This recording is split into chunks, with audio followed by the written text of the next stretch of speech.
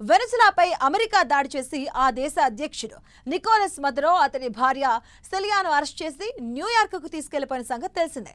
Maduro స్థానంలో Venezuela తాత్కాలిక అధ్యక్షురాలుగా డెల్సీ రోడ్రిగ్స్ను నియమిస్తూ ఆ దేశ సుప్రీంకోర్టు ఉత్తర్వులు జారీ చేసింది.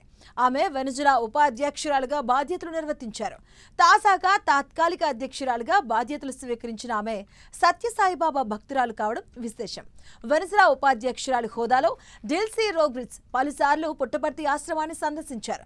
సాయి కుల్వంత్ మందిరంలో సత్యసాయిబాబా మహాసమాధిని దర్శించుకొని నివాళులర్పించారు. అప్పటి ఫోటోలు ప్రస్తుతం సోషల్ మీడియాలో విపరీతంగా వైరల్ అవుతున్నాయి. 2023 ఆగస్టులోను 2024 అక్టోబర్లోనూ రోడ్రిగ్స్ పుట్టపర్తికొచ్చారు. సత్యసాయిబాబా బ్రహ్మకుమారీలు, రాధాస్వామి అనుచరులు, పలు భారతీయ గురువులు, సంస్థలు వెనిజులాలో వివిధ ఆధ్యాత్మిక సాంస్కృతిక కేంద్రాలను స్థాపించారు.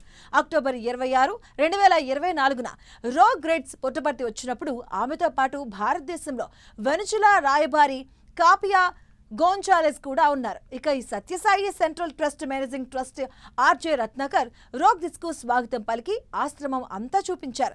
బాబా దివ్య సన్నిధిలో గడపడం తనకు ప్రశాంతతను ఇచ్చిందని రోడ్రిగ్స్ ఆ సమయంలో వ్యాఖ్యానించారు.